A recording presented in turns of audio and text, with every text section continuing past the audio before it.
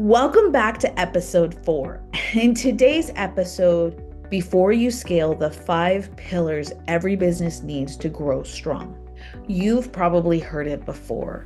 Get your business foundation solid and strong before you scale. It's great advice, but have you ever really noticed that no one really tells you what they actually are and what it means? How do you know if yours are solid and what it actually takes to build a business that scales with ease and not with all the stress? That's exactly what we're going to unpack today. Whether you're 2 years in business trying to get it right or 15 years in realizing that some of those pieces might not be as solid as you thought, this episode is for you. I have had clients that have built multiple 6-figure businesses, and they didn't realize that they were missing some pieces until we went back and fixed the basics. That is the value of a business coach or consultant, someone who helps you see things that you cannot see.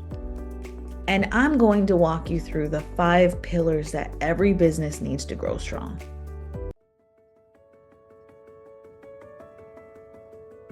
Welcome to The Wisdom Within, the podcast for entrepreneurs, leaders, and seekers who know that there is more to life than just getting by. If you've ever felt stuck, overwhelmed, or hungry for more, you are in the right place. We live in a world full of noise, but what most people are searching for is wisdom. The kind that helps you make bold decisions, grow your business, improve your relationship, and live a life that you actually love.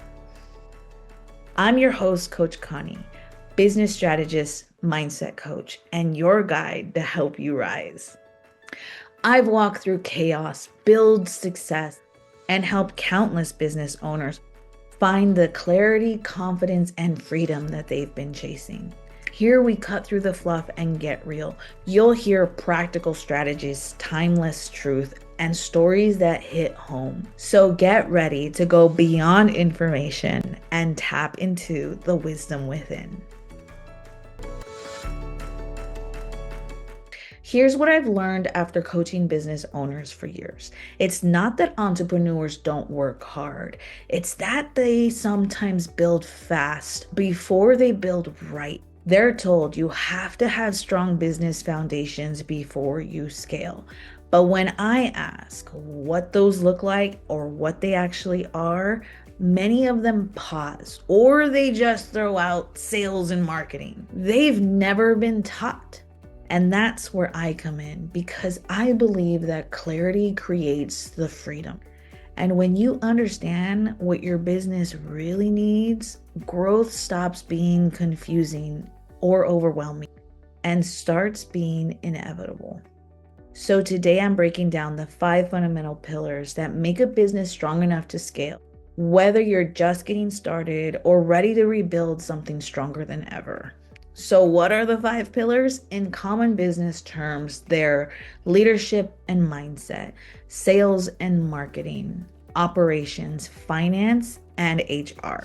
But I like to call them the 5 Ps, and that is purpose, product, promotion, process, and people. So number 1 is purpose, why you exist and who you serve. This is the heartbeat of your business. And when you're talking about purpose, you're digging a little deeper than just money, because let's get real here. Money is certainly a driving force why people create business, right? Everyone goes into business for money to capitalize, create profit and financial abundance, or unless you're a nonprofit, but money is a huge driving force. But here, when you're talking about purpose, you dig deeper, you get on a more emotional level, you get to where you connect with people and you can resonate, because purpose becomes your compass when things get stormy. You know, when business gets rocky and things get hard, go beyond money. It's things that you can actually feel, things that will pull you and push you forward. And so that is why it has to be a fundamental piece that you get solid. And again, a lot of people toss this, what's your why? What's your why in your business? But some people don't take the time to really dive into this, to really get clear.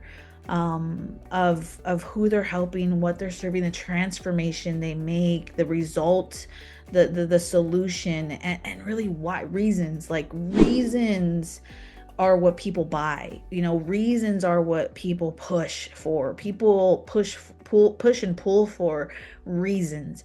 And so that's what you're diving into in this pillar of your purpose, because it aligns all the decisions. It aligns the culture of your business. It aligns your messaging. It just aligns people with your business. I mean, that's how you get more business, more clients, more customers, is if people understand your purpose beyond money, because that's what connects. So, and when you take the time to answer your number one fundamental block of purpose, it all becomes clear. It becomes clear to you. It becomes clear to your team, to your employees. It becomes clear to the activities that you do, the things you enroll in, what you invest in, when you really dial into what you're doing here in this business. So to get into this, a very simple and easy way to start with your purpose statement or your mission statement or whatever you want to call it, and this is just really easy.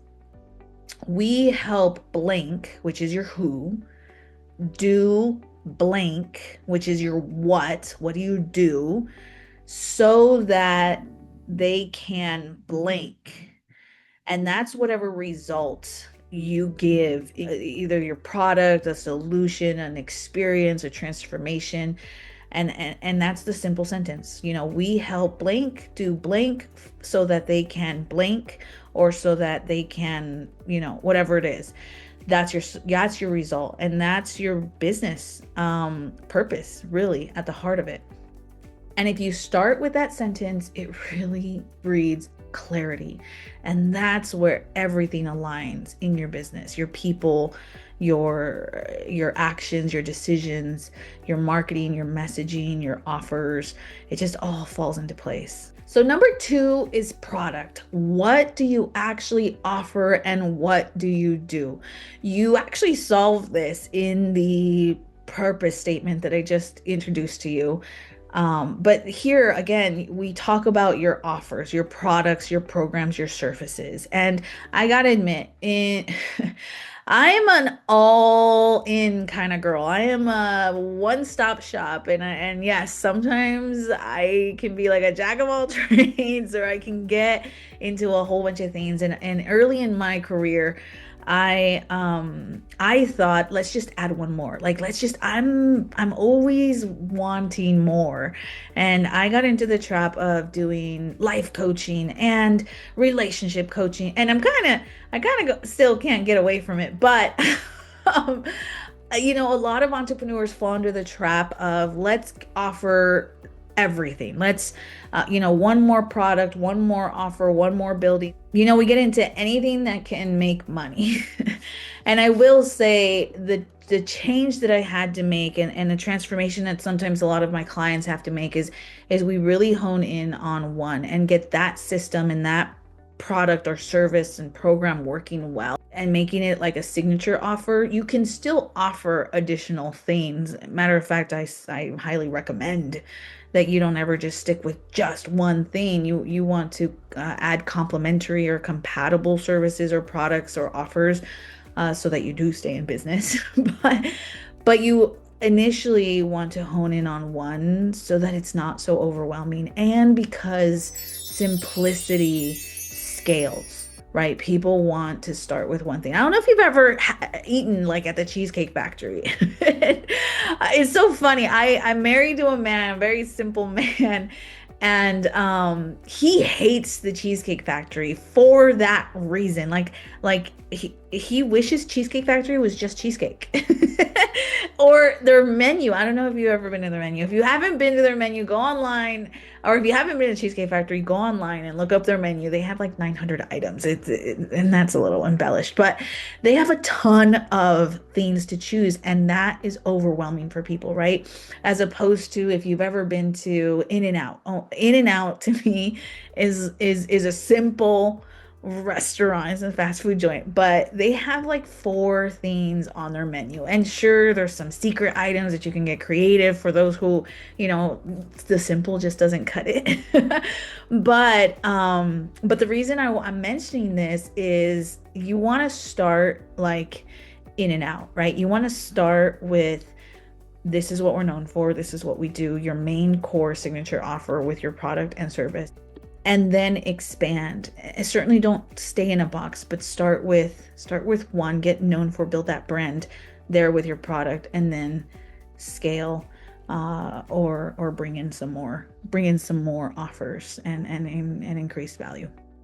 So number three is promotion. And this is the fundamental pillar and block in business that everyone learns and has to do, because it's a lifeblood for your business. Promotion, marketing, and sales, right? Like you cannot grow a business if people don't know about you. So how you attract and enroll your clients, that's pillar number three, right? Very, very critical. This is where marketing and sales come in. And frankly, in the beginning, most business owners, they struggle with this in the beginning because they don't have a system on how to really create magnetic marketing and or how to get outside of their heads, or how to get comfortable with, you know, either the marketing or the sales part of business. So let me give you a few things here to write down that can maybe help you reframe some of the things that may be going on in your head. And it doesn't matter if you're 2 years in business or 20 years in business. Like I like to tell a lot of my long-term clients, or a lot of my clients that have been in business for 20 plus years or more than 10 years, it never hurts to go back to the basics, to go back to the fundamentals, and really make sure you have these solid. If you're a professional, you enjoy going back to the fundamentals. You enjoy a repetition. Review and refreshing is never a bad thing. I mean, you see it in sport, professional athletes all the time, right? It doesn't matter how much of a big shot you are, how much of a legend you are. Sometimes you just go right back to the basics. You know, the free throw shots for basketball, or just the catch and, you know, throw and catch ball, right? Like it's no different with business. No different with business. It's always about going back to your sales and marketing messages, right? Like it's always going back to looking at these fundamentals to make sure they're solid, because that's what the professionals do, until it's just rote memory, until it's like muscle memory. Okay, a couple reframes for you. Promotion isn't necessarily about shouting louder and being hysterical, even though sometimes you have to be bold and outrageous and kind of crazy to get attention. But really, what promotion is, it's about connecting. It's about those conversations with people. It's not about perfection. And the role of marketing is to create awareness, right? And there's a few ways to increase marketing. That's not what this episode is about, on how to improve your marketing, but this is just the cornerstone, one of the cornerstones of business. And a lot of people, they know this cornerstone. It's the other ones that kind of get, you know, left behind in the dust. Marketing creates awareness, and sales create trust. I don't know if you've ever had this experience of when you were like sold. Most people's first interaction with a salesperson is the iconic salesman, right? Which is, or woman, you know, which is why a lot of people have this like resistance against selling, because again, most of the first things that most people purchase was a car. And so their first introduction to sales, for the most part, was a salesman, and they would pressure. You know, it's so interesting because selling a car is one of like the easiest things to sell. Now, if you're a salesman in the audience, I apologize, but like cars, normally when someone buys a car, goes and tries to purchase a car, they know what they're looking for, or you know, they have an own style. They've kind of done a little bit of research, and so selling a car, for the most part, they sell themselves, right? And so a salesman doesn't need to be so pressure tactic or so sleazy, but most of them do, right? Especially because they're working on commission.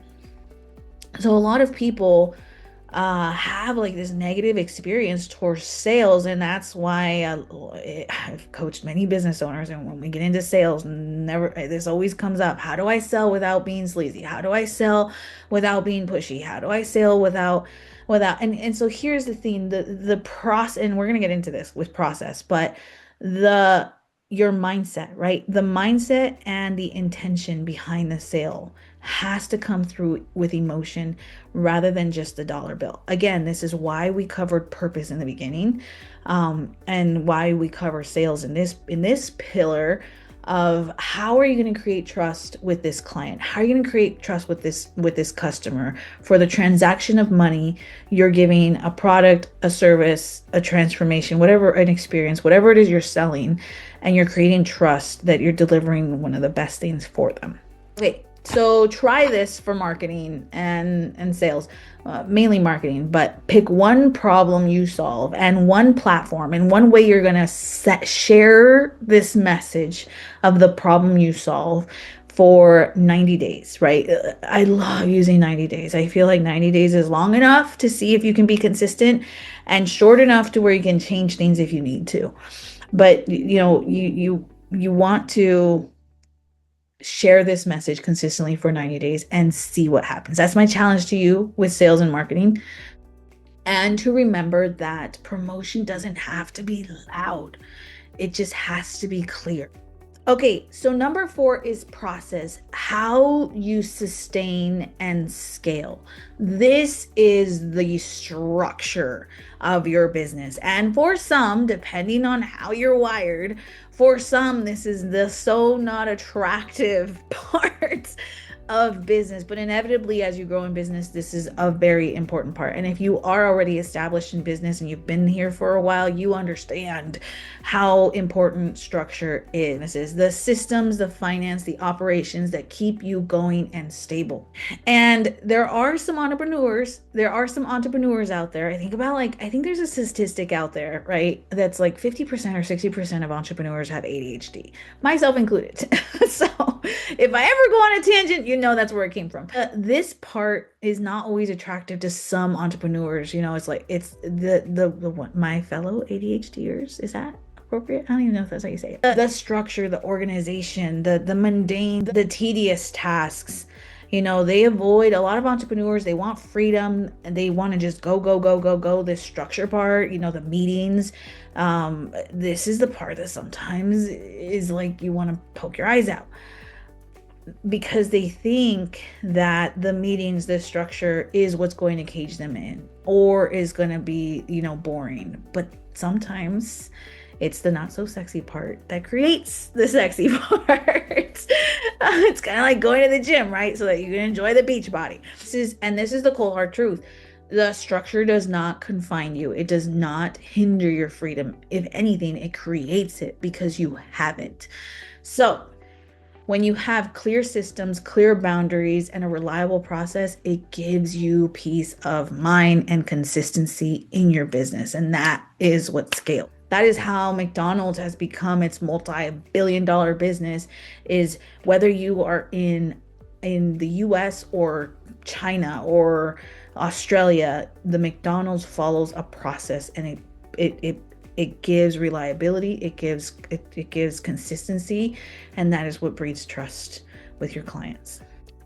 So in this pillar, a little pro tip if you're here, normally we can tell when process is messy, and this is actually where a lot of my clients do come from, is they tell me, Connie, I have my sales and marketing down. I really need help with this process. This is the part that's not so fun, but I need to do it. I would say when I get started with clients in this pillar, we start small. We really do. It's really the magic to gaining momentum is start small. Every week improve one process. Every week improve one thing, that one moving part in your business. Maybe it's onboarding or sales calls or a client checklist or just just one of your processes. You start small, you start with one, and then you clean it up, and it slowly you start building that momentum, and you tackle things, and you'll get to the point that your business is just a fine well-oiled machine. It really does.